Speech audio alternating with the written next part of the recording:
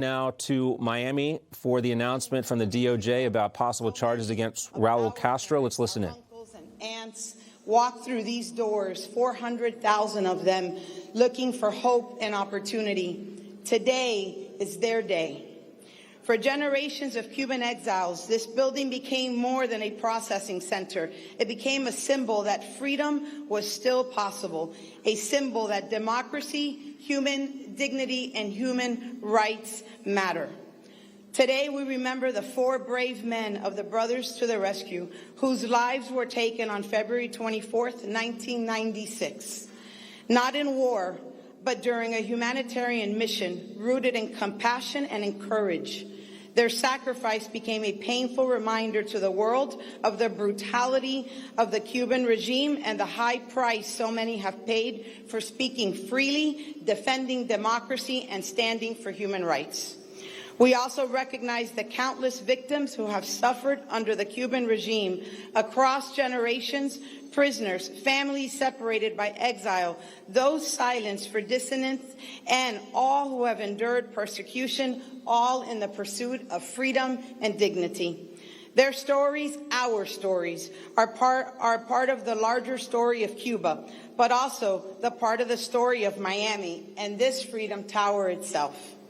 As we gather today, may we honor the memory of those not only with reflection, but with renewed commitment to truth, to justice, and to the preservation of the democratic values for future generations.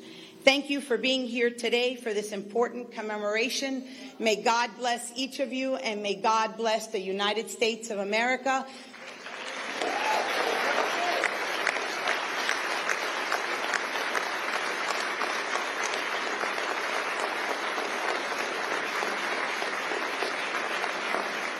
And to our brothers and sisters in Cuba, we hear you.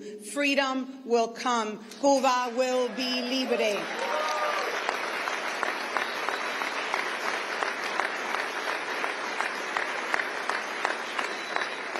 It is now my distinct honor, representing all of you, to introduce the United States Acting Attorney General Todd Blanche.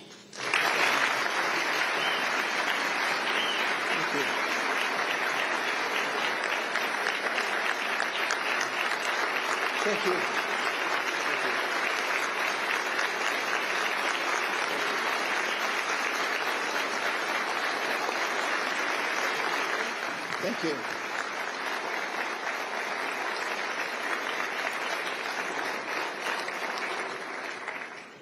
Thank you. Thank you very much. It's great to be here in the great state of Florida.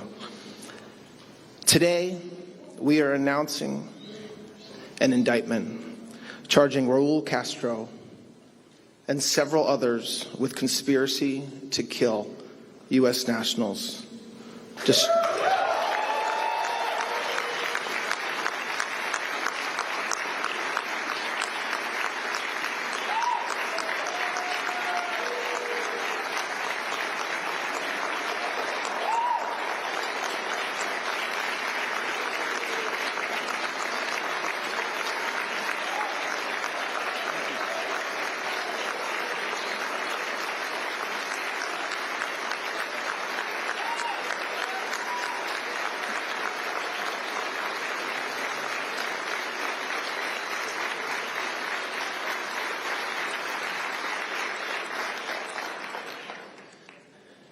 Mr. Castro and the others are charged with additional crimes as well, including destruction of aircraft and 4 individual counts of murder.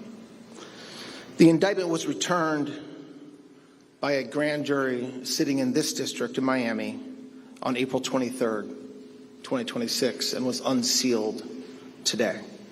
For nearly 30 years, the families of 4 murdered Americans have waited for justice. On February, this is a story all too familiar.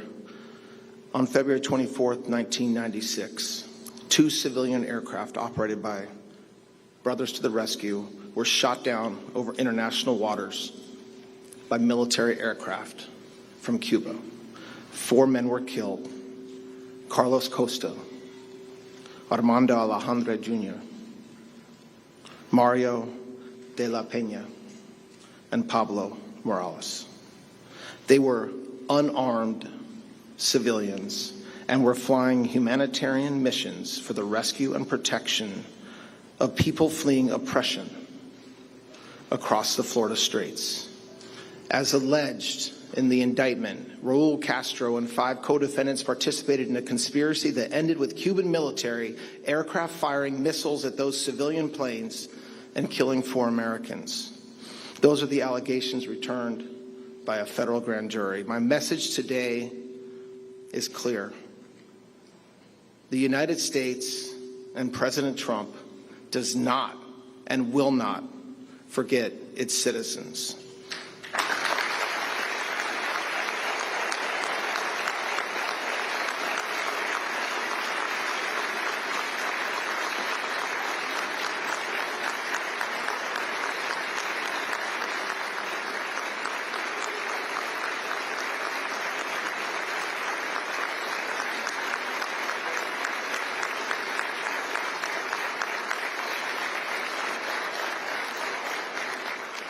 I want to say that we also do not forget the families, the loved ones, and the friends who have carried grief and heartache for 30 years.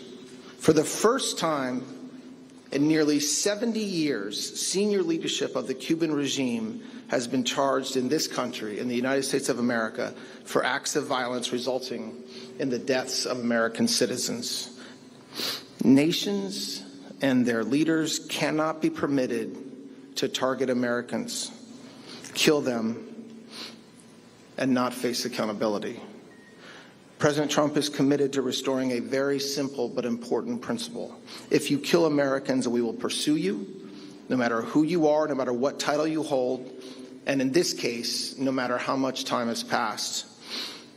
I want to thank, and everybody in this room should thank, the FBI, the prosecutors, and the agents who worked on this matter. It includes the intelligence community and our federal and state law enforcement partners. They did the work here, so thank you.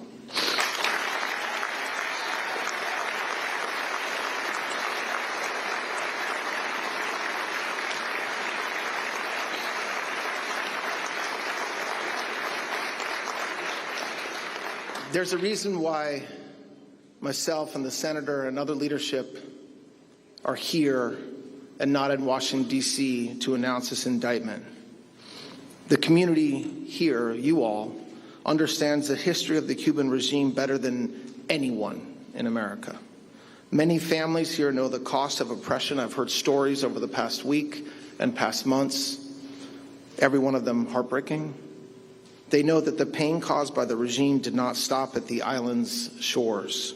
And today's indictment, while it does not bring back the murdered victims, it makes a statement. The United States government has not forgotten these innocent men who were shot out of the sky. And as in every criminal case, the defendants are presumed innocent until proven guilty by a jury of their peers. But today, the Department of Justice has taken an important step and brought this indictment. I'm proud to stand here on this podium with U.S. Attorney Jason Redding Quinones to my right, Chris Rea, Deputy Director of the FBI. You're gonna get to clap. You're gonna get to clap for Jason in 20 seconds. Chris Rea, Deputy Director of the FBI, and James Utheimer, the Attorney General of this great state.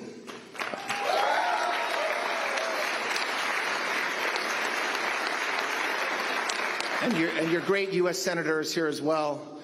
She's very busy in D.C., but wouldn't miss this for the world. So thank you for being here, Senator.